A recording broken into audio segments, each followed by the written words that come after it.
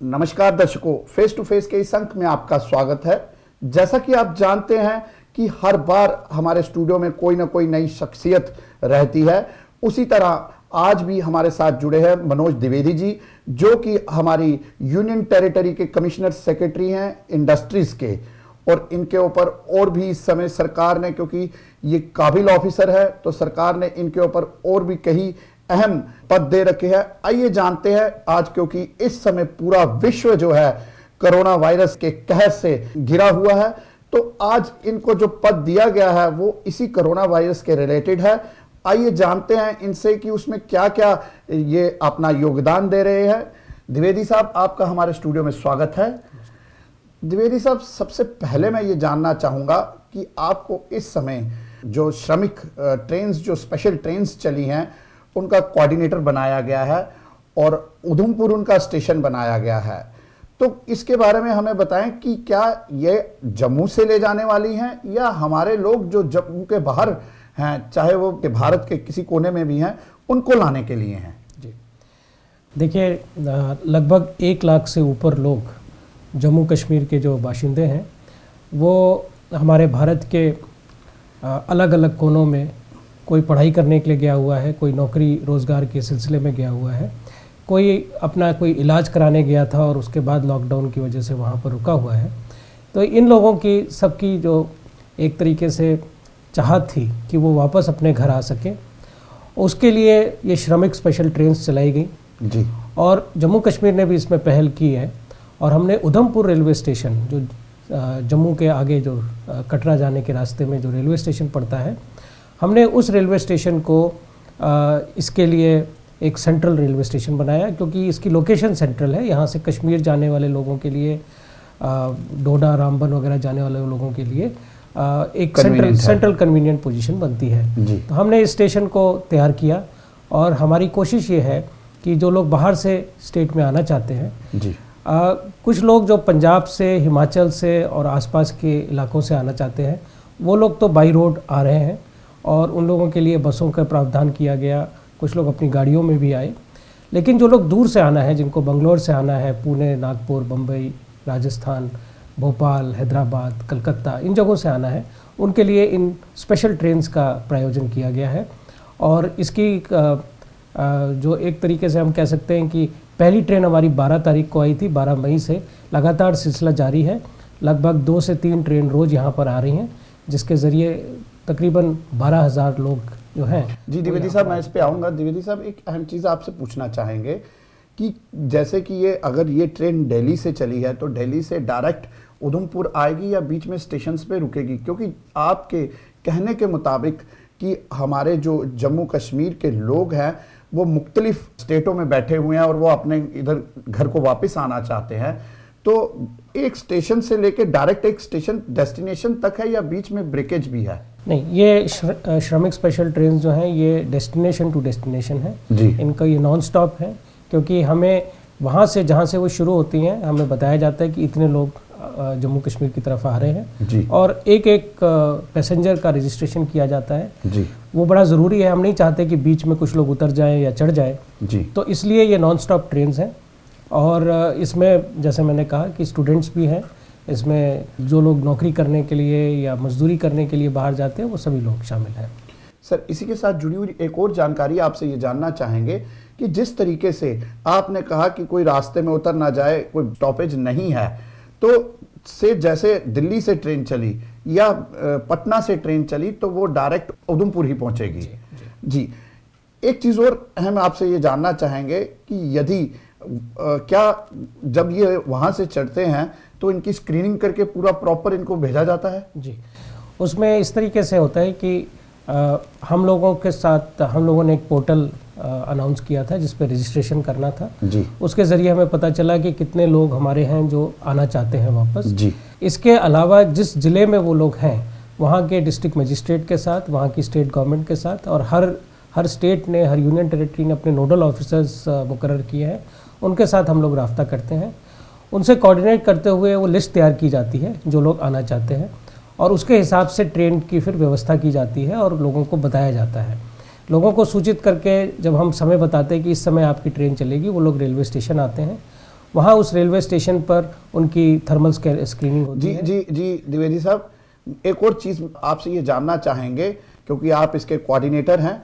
द्विवेदी साहब, क्या जब ये लोग उतरते हैं तो क्या इनकी प्रॉपर चेकिंग स्क्रीनिंग करते हैं, और अगर करते हैं तो क्या इनको क्वारंटीन में भी भेजा जाता है, और क्वारंटीन में अगर भेजा जाता है तो कितने दिन के लिए भेजा जाता है? ये एक कंफ्यूजन सा बना हुआ है, तो थोड़ा सा इस पे रोशनी डालें। नहीं, इसमें मैं कहूँगा इसकी जो एसओपी है या जो कार्यप्रणाली है वो बिल्कुल निश्चित है, उसमें कोई कन्फ्यूजन की बात नहीं है। इसमें मैंने जैसे बताया कि जिस जिले से या जिस जगह से ये ट्रेन शुरू होती है वहाँ से व्यवस्था की जाती है, वहाँ से थर्मल स्कैनिंग करके और उन लोगों की एक सूची बना के, लिस्ट बना के उनको एडवांस में हमें भेजा जाता है। जब ट्रेन यहाँ पहुँचती है उधमपुर में, तो हमने हर बोगी के लिए दो ऑपरेटर्स रखे हुए हैं, कंप्यूटर ऑपरेटर्स रखे हैं, जो पैसेंजर के उतरते ही उसका रजिस्ट्रेशन करते हैं जी। और उनकी इन्फॉर्मेशन लेने के बाद उनकी थर्मल स्कैनिंग होती है, और थर्मल स्कैनिंग के बाद अगर कोई सिम्टोमेटिक पाया जाता है तो उसको हम मेडिकल टीम के हवाले करते हैं, वो उसको एग्जामिन करते हैं। और बाकी लोगों को जो है हम अपनी एक ऐसी व्यवस्था बनाई है जहाँ पर हमने सैंपल कलेक्शंस के लिए बूथ्स लगाए हुए हैं जी। वहाँ पे हमारी टीम्स जो हैं वो इनका सैंपल कलेक्शन करती हैं, और उसके बाद इनके लिए निर्धारित जो बसें हैं उन बसों के ज़रिए इनको इनकी डिस्ट्रिक्ट में भेज दिया जाता है। जी। वहाँ डिस्ट्रिक्ट मजिस्ट्रेट्स के साथ हम लोग कोऑर्डिनेट करते हैं और उनको बता देते हैं कि ये बसें आपकी इतने पैसेंजर्स के साथ आ रही हैं। उन लोगों को वहाँ पर इंस्टीट्यूशनल क्वारंटाइन में रखा जाता है। 3 से 4 दिन लग जाते हैं रिजल्ट्स आने में, क्योंकि सर मैं क्षमा चाहता हूँ, आपको बीच में रोक रहा हूँ। मुझे ये बताएं कि क्या उनको ऑफिशियल क्वारंटाइन किया जाता है या होम क्वारंटाइन के लिए भेजा जाता है जब तक उस टेस्ट का रिजल्ट नहीं आ जाता? जो शब्द हम लोग इस्तेमाल करते हैं वो इंस्टीट्यूशनल क्वारंटाइन। इंस्टीट्यूशनल, जी। तो हम लोगों ने कुछ एरिया ऐसे मुकर्रर किए हैं, कुछ जगहों पे हमने पेड क्वारंटाइन की भी व्यवस्था रखी है, जो लोग पे कर सकते हैं, पे करके रह सकते हैं। अदरवाइज सारा अरेंजमेंट जो है वो डिस्ट्रिक्ट एडमिनिस्ट्रेशन की तरफ से किया जाता है। जी। जब तक टेस्ट रिजल्ट नहीं आ जाता जी। तब तक उनको इंस्टीट्यूशनल क्वारंटाइन में रहना पड़ता है, जो कि 3 से 4 दिन हो सकता है। जी। कुछ कभी कभी रिजल्ट जल्दी आ जाता है तो 2 दिन में भी हो सकता है। तो उसके बाद जिन लोगों के नेगेटिव टेस्ट आते हैं उनको उनके घर भेज दिया जाता है, और उनको एडवाइस ये किया जाता है कि कम से कम 14 दिन आप लोग होम क्वारंटाइन में रहें और सतर्क रहें। किसी भी तरीके के सिम्टम्स अगर आपको नज़र आते हैं तो आप डिस्ट्रिक्ट एडमिनिस्ट्रेशन को और मेडिकल टीम्स को इन्फॉर्म करें। लेकिन जिनके केसेस में नेगेटिव रिपोर्ट नहीं होती, पॉजिटिव केसेस आ जाते हैं कोविड के, उनको फिर हम डेफिनेटली मेडिकल टीम्स के हवाले करते हैं, जहां से उनका अगर इलाज की ज़रूरत है तो इलाज किया जाता है, सेंटर्स में या फिर उनको सख्त निगरानी में रखा जाता है। जी सर, एक और चीज़ आपसे अहम पूछना चाहेंगे कि जिस तरह से आपने बताया कि 3 से 4 दिन लगते हैं, तो क्या 4 दिन उस डिस्ट्रिक्ट में पर्याप्त उनको रखने के लिए अच्छी सुविधा मुहैया है? हम लोग जब ट्रेन से रिसीव करते हैं पैसेंजर्स को तो पानी की व्यवस्था, खाने की, फूड पैकेट्स की व्यवस्था सब की जाती है। ज़िले में पहुंच के भी उनको खाने पीने की व्यवस्था की जाती है। जब उनको क्वारंटाइन सेंटर्स में रखा जाता है तो वहाँ भी उनको खाने पीने की पूरी व्यवस्था की जाती है। हर तरीके से ख्याल रखा जा रहा है कि हम उनका अच्छा ख्याल रख सकें, ताकि कहीं पर भी कोई शिकायत का मौका ना आए। और मैं फिर भी ये कहना चाहूँगा कि ये देखिए, ये मुश्किल चैलेंजिंग टाइम्स हैं, यहाँ पे सबको कोऑपरेट करना पड़ेगा, सपोर्ट करना पड़ेगा। तकलीफ तो हर एक को है, क्योंकि आम वक्त में कभी इस तरीके की चीज़ें नहीं होती हैं, लेकिन अभी हमें करनी पड़ रही है। वो इसलिए करनी पड़ रही हैं कि आप भी स्वस्थ रह सकें और आपकी वजह से कोई और बीमार भी ना पड़े।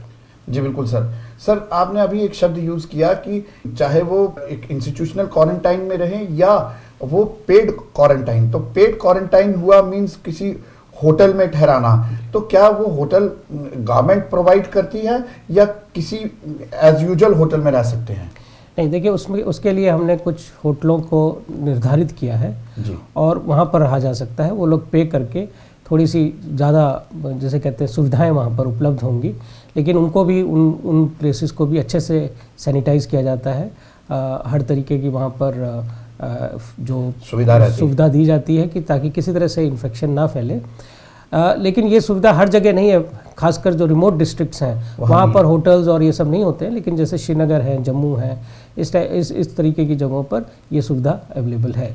सर, एक चीज़ और आपसे ये जानना चाहूँगा कि जम्मू कश्मीर के जो बाहर की रियासतों में लोग रह रहे हैं, जम्मू कश्मीर में आने के लिए सिर्फ और सिर्फ उधमपुर ही आ सकते हैं या कोई और स्टेशन भी है? देखिए इस तरीके से किया है, जो श्रमिक स्पेशल ट्रेन्स आ रही हैं जी उनके लिए निर्धारित स्टेशन उधमपुर है, जी। जो नॉन स्टॉप ट्रेन सीधे उधमपुर आती हैं। जी इसके अलावा एक ट्रेन रोज़ दिल्ली से राजधानी वाले रूट पर आ रही है, जो कि जम्मू आती है। जम्मू पे भी सुविधाएं बनाई गई हैं, जहां पर पैसेंजर्स के आने के बाद उन सब की सैम्पलिंग की जाती है, उनका रजिस्ट्रेशन किया जाता है और वहां से बसों के ज़रिए उनको उनके अपने ज़िलों में भेजा जाता है। जी। इसके अलावा काफ़ी सारे दूसरे स्टेट्स के भी लोग हैं, जैसे उड़ीसा से, बिहार से आए हुए लोग हैं, जो जम्मू कश्मीर में मतलब जो बाकी रियासतों में रहते हैं। हाँ, वो भी, उनकी भी कुछ लोगों की थी जिनके घर में कोई परेशानी है या कुछ है, उनकी भी ये डिमांड थी कि कुछ सुविधाएं दी जाए ताकि वो अपने राज्य में वापस जा सकें। तो हमने 2 दिन से ये सुविधा भी मुहैया कराई है, जिसमें अलग अलग ज़िलों में जो हमारे मजदूर थे, जो राज्य के बाहर से आके काम कर रहे थे, कटरा रेलवे स्टेशन पर उनको लाया जाता है बसों से, अपने अपने ज़िलों से, और वहाँ पर जो हमने निर्धारित कुछ ट्रेनें की हैं, उन ट्रेन में उनको बिठाकर, जैसे अभी हमने एक ट्रेन छत्तीसगढ़ के लिए रवाना की, उससे पहले एक ट्रेन हमने मध्य प्रदेश के लिए रवाना की थी। तो इस तरीके से हम उनकी भी सुविधा कर रहे हैं। इसके अलावा जो लोग आसपास के जगहों पे जाना चाहते हैं, जैसे पंजाब जाना चाहते हैं या दिल्ली तक जाना चाहते हैं, उनको हम बसों की सुविधाओं से भी उन माइग्रेंट लेबरर्स को, वर्कर्स को, या यहाँ पे जो भी स्टैंडर्ड पैसेंजर्स हैं, उनको भेजने की भी सुविधा हमने की है। जी सर, लगभग कितनी ट्रेन्स जो हैं वो बाहर से आपके जो जिसके आप कोऑर्डिनेटर हैं उधमपुर के, दिन में आ रही हैं? जैसे मैंने कहा कि एक ट्रेन तो जम्मू रोज़ आ रही है जी, और उधमपुर 2 से 3 ट्रेन जो हैं वो आती हैं। जैसे मैंने बताया कि लगभग हम 50 से 60 हज़ार लोगों को एक्सपेक्ट कर रहे हैं जो ट्रेन से आएंगे, लॉन्ग डिस्टेंस ट्रेन से, श्रमिक ट्रेन, स्पेशल ट्रेन से आएंगे। तो एक ट्रेन में लगभग 900 के करीब पैसेंजर्स आ रहे हैं एवरेज, औसतन। तो उससे अंदाज़ा अगर लगाया जाए तो लगभग 40 से 50 ट्रेन को हमें रिसीव करना है। कुछ 10 से 15 दिन का वक्त लगेगा। धीरे धीरे हम सभी जो हमारे लोग बाहर हैं और अपने घर आना चाहते हैं, हम उनको उनके घर तक पहुंचाएं। सर ये तो रही बाहर से जो लोग अपने यहाँ वो उनको लाया जा रहा है, और जो बाहर के लोग यहाँ से वहाँ बाहर जाना चाहते हैं उनको भेजा जा रहा है। अब नॉर्मल लाइफ की बात अगर देखी जाए, जैसे आपने कहा कि उसको राजधानी ना कहा जाए, लेकिन राजधानी के रूट पे वो गाड़ी जम्मू आ रही है। अब आज जैसे हमारे जम्मू में बाज़ार खुल गए हैं, बाहर दिल्ली में भी कल से ऑड इवन में खुल रहे हैं। तो अब व्यापार के पर्पज़ पे जो व्यापारी या जो बिज़नेस करता है या जो कोई एम्प्लॉई है जो बाहर काम करते हैं, अप डाउन करते हैं, तो उनके लिए भी क्या ये चीज़ें शुरू हो गई हैं? देखिए ऐसा है कि जो जम्मू की ट्रेन रोज़ दिल्ली से आती है जी, उसका आप टिकट लेके आप आ सकते हैं, लेकिन चूँकि मैंने 3 से 4 दिन उनको क्वारंटाइन में रहना पड़ेगा। तो मैंने कहा कि ये सामान्य समय नहीं है, नॉर्मल टाइम नहीं है, तो हमें उसके लिए एक प्रोटोकॉल बनाया है, जिसमें अगर वो अपना टेस्ट करा के और उसको कोविड नहीं है और वो कोविड पॉजिटिव नहीं है, इस तरह का ऑथराइज्ड एजेंसी से, चीफ मेडिकल ऑफिसर से, किसी स्टैंडर्ड गवर्नमेंट हॉस्पिटल से सर्टिफिकेट लेके आता है, तो उसको माना जाएगा, या फिर यहाँ पर उसकी सैम्पलिंग टेस्टिंग की जाएगी। मतलब इट मींस कि यहाँ उसको आके क्वारंटीन में वो जरूर, जब तक टेस्ट नहीं उसका होके आएगा पॉजिटिव या नेगेटिव, तब तक उसको यहाँ रहना पड़ेगा। जी जी, द्विवेदी साहब, ये तो था आपको जो भारत सरकार ने एक अहम काम दिया हुआ उसके बारे में हम डिस्कस कर रहे थे। लेकिन जिस डिपार्टमेंट के आप इस समय कमिश्नर सेक्रेटरी हैं इंडस्ट्रीज के, वो भी एक बहुत बड़ा आपके कंधों पे इस समय भार दिया गया है, क्योंकि अभी हमारे प्राइम मिनिस्टर ने, नरेंद्र मोदी जी ने एक बहुत बड़ा आत्मनिर्भर अभियान शुरू किया है, जिससे भारत की इकोनॉमी को एक तरह से खड़ा करना है दोबारा से, क्योंकि पिछले लगभग 2 महीने से इस कोरोना वायरस ने सब कुछ तहस नहस कर दिया है। तो इस आत्मनिर्भर अभियान जो है, इस पे थोड़ी सी रोशनी डालें और ये बताएं कि हमारे जम्मू कश्मीर बिजनेस तबके को और इंडस्ट्री तबके को इससे आत्मनिर्भर अभियान से क्या फ़ायदा मिलेगा? देखिए, मैं ये कहूँगा कि अभी पिछले कुछ महीनों में जो जम्मू कश्मीर के साथ कॉन्स्टिट्यूशनल चेंजेस हुए हैं, पॉलिटिकल चेंजेस हुए हैं, ये बड़ी अहमियत रखते हैं, क्योंकि जम्मू कश्मीर को जो मेन स्ट्रीम कह सकते हैं इकॉनमी है उसके साथ जोड़ा गया है।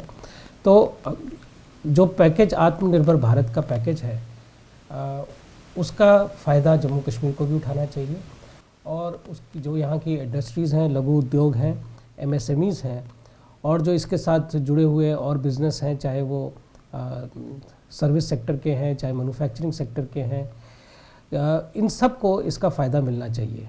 इसीलिए हमने जैसे ही ये पैकेज अनाउंस हुआ है, इसके अलग अलग वर्टिकल्स पे हमने काम करना शुरू किया है। हमारा वैसे भी विज़न ये है कि हम जम्मू कश्मीर को एक इन्वेस्टमेंट का डेस्टिनेशन बनाना चाहते हैं। जी। जब वक्त सामान्य हो जाएगा, थोड़ा सा ये जो कोरोना का चैलेंज है ये जब कम हो जाएगा, तो हमारी कोशिश ये रहेगी कि बाहर से इन्वेस्टर्स आएँ और वो आके जम्मू कश्मीर में इन्वेस्ट करें, क्योंकि यहाँ पर प्राइवेट इन्वेस्टमेंट की बहुत कमी है। यहाँ पर चाहे वो अस्पताल हो, चाहे वो स्कूल एजुकेशन हो, चाहे बहुत सारे एरियाज़ हैं, एक तरीके से एम्प्लॉयमेंट अपॉर्चुनिटीज़ है, वो सारी सरकारी सेक्टर में है। तो प्राइवेट सेक्टर की ग्रोथ यहाँ पर उस तरह से नहीं हुई जैसे कि हम देखते हैं गुजरात में, महाराष्ट्र में या आंध्र प्रदेश, हैदराबाद वगैरह में। सर नो डाउट, क्योंकि कुछ कॉन्स्टिट्यूशनल इम्प्लीमेंटेशंस भी थी, कुछ रुकावटें थी, लेकिन वो अब हटी। लेकिन उसके हटते ही कुछ ही समय बाद ये कोरोना का भी महामारी आ गई, तो उस कारण जम्मू कश्मीर जो है वहीं एक जगह पे थम गया। लेकिन अब जो ये आत्मनिर्भर भारत का जो पैकेज आया है, इससे हमारा जम्मू कश्मीर कितना आगे बढ़ सकता है? देखिए, इसमें इस पैकेज के जो अगर कुछ अहम जो पार्ट्स अगर आप देखें, तो उसमें एक चीज़ तो है कि काफ़ी सारा स्ट्रेस एमएसएमईज़ के डेवलपमेंट पे है जी। और शायद विजन जो है, जो हम लेके चल रहे हैं, वो ये है कि पूरे भारत को हम मैन्युफैक्चरिंग का हब बनाना चाहते हैं। जो मेक इन इंडिया का सपना है उसको करना चाहते हैं, हम इम्प्लीमेंट करना चाहते हैं। तो जम्मू कश्मीर में भी ये चीज़ के काफ़ी पोटेंशियल है और हम चाहेंगे कि यहाँ पर जो हमारी एमएसएमईज़ हैं वो सशक्त हों, उनको किसी तरीके की जो क्रेडिट की क्रेडिट की और दूसरी तरीके की जो सपोर्ट चाहिए, ईज़ ऑफ डूइंग बिजनेस का जो सपोर्ट चाहिए, वो हम उनको दें, ताकि वो अच्छी तरीके से, प्रॉफिटेबल तरीके से अब ग्रो कर सकें। इसके अलावा जो हम जहाँ चाहते हैं कि जो इकॉनमी में जो यहाँ पर गवर्नमेंट का रोल है वो फैसिलिटेटर का हो और काफ़ी सारी चीज़ें जो गवर्नमेंट के बजाय प्राइवेट सेक्टर में होनी चाहिए, ताकि एफिशिएंसी इंप्रूव हो, ताकि एम्प्लॉयमेंट अपॉर्चुनिटीज़ इंप्रूव हो। तो इन चीज़ों को ध्यान में रखते हुए जितने भी मैं कह सकता हूँ कि उस पैकेज के जो अभिन्न अंग हैं वो सारे हम जम्मू कश्मीर में लागू करेंगे। चाहे वो जो सेंट्रल ट्रस्ट फंड है फॉर एमएसएमईज़ उसको इस्तेमाल करने की बात हो, चाहे जो वर्किंग कैपिटल बैंक्स के थ्रू क्रिएट करने की बात हो, उसकी अगर हम कहें तो उसको भी हम यहाँ पर लागू करेंगे। साथ में जो बहुत सारे छोटे छोटे पैकेज हैं, जैसे नरेगा के तहत अनाउंसमेंट्स हुई हैं, इसके अलावा बहुत सारे टैक्सेशंस को लेके और जो फर्दर आगे चल के एक्सपोर्ट ओरिएंटेशन की तरफ जो अनाउंसमेंट्स हुई हैं, उन सब को हम चाहेंगे कि हम जम्मू कश्मीर में इम्प्लीमेंट करें, ताकि यहाँ के लोग, खासकर एंटरप्रेन्योर्स, जो लोग स्टार्टअप्स हैं, यंग लोग हैं, हम चाहेंगे कि बजाय वो एक सरकारी नौकरी ढूंढने के, वो 10 लोगों को नौकरी देने की क्षमता डेवलप कर सके। इस तरीके के विजन के साथ हम आत्मनिर्भर भारत के पैकेज को जम्मू कश्मीर में इम्प्लीमेंट करेंगे। जी द्विवेदी साहब, बातें तो बहुत सी हैं करने को, लेकिन समय की नज़ाकत को देखते हुए एक आखिरी और छोटा सा प्रश्न पूछूंगा कि क्या लगता है कि इस आत्मनिर्भर भारत के पैकेज से जम्मू कश्मीर का बिजनेस का ग्राफ कहाँ तक पहुँचेगा? क्योंकि कॉन्स्टिट्यूशनल चेंज, ये कोरोना कहर, इन सब के मद्देनज़र रखते हुए जम्मू कश्मीर एक जगह पर थम गया, मिलिटेंसी भी है, तो इन सब को देखते हुए, मद्देनज़र रखते हुए हमारा जम्मू कश्मीर इस पैकेज से कितना उभरेगा? देखिए, ऐसा है कि यहाँ पर सिर्फ 16-17% जीडीपी का शेयर है, जो हम कह सकते हैं कि मैन्युफैक्चरिंग, चाहे वो सर्विस सेक्टर हो, मैन्युफैक्चरिंग सेक्टर हो, वो इन्वेस्टमेंट है। सो उसको कम से कम 40% पे ले जाने का विजन है जी। और इस पैकेज में वो सारे इंग्रेडिएंट्स हैं जिससे हम वो लॉन्ग टर्म प्लानिंग कर सकते हैं। इसके अलावा जो एमएसएमईज़ की डेफिनेशन बदल दी गई है इस आत्मनिर्भर भारत के अनाउंसमेंट से, उसके बाद मैं कह सकता हूँ कि कुछ चंद यूनिट्स को छोड़ के लगभग सारी इन्वेस्टमेंट जो है जम्मू कश्मीर में वो एमएसएमई की कैटेगरी में आ जाएगी। इसका मतलब उनको एमएसएमई के जो बेनिफिट्स हैं वो मिलेंगे, चाहे वो उसमें एमएसएमईज़ को जो प्राइस प्रेफरेंस होती है वो मिलेगी, एमएसएमईज़ के लिए एक कह सकते हैं एक आइटम लिस्ट रिजर्व है कि ये उनको इसमें प्रेफरेंस मिलेगी, उसका उनको फ़ायदा मिलेगा। उनको जो गारंटी है ट्रस्ट फंड के थ्रू एमएसएमईज़ के लिए की गई वो मिलेगा। ट्रेड्स करके एक नई स्कीम गवर्नमेंट ऑफ इंडिया ने स्टार्ट की है, जो रिसीवेबल्स हैं उनके साथ इंटीग्रेट करना है कॉर्पोरेट्स और पीएसयूज के पेमेंट्स को, उसका बेनिफिट मिलेगा। तो मैं ये कहूँगा कि तकरीबन 95% हमारी बूस्ट मिलेगा, उसको बूस्ट मिलेगा। एंड इससे मेरा मानना ये है कि अगले 3 साल में कम से कम 10 से 12% की ग्रोथ जो है जीडीपी में वो यहाँ पर वृद्धि होगी। जी दर्शकों, आपने सुना द्विवेदी साहब से, जो कि इंडस्ट्री के कमिश्नर सेक्रेटरी हैं जम्मू कश्मीर के।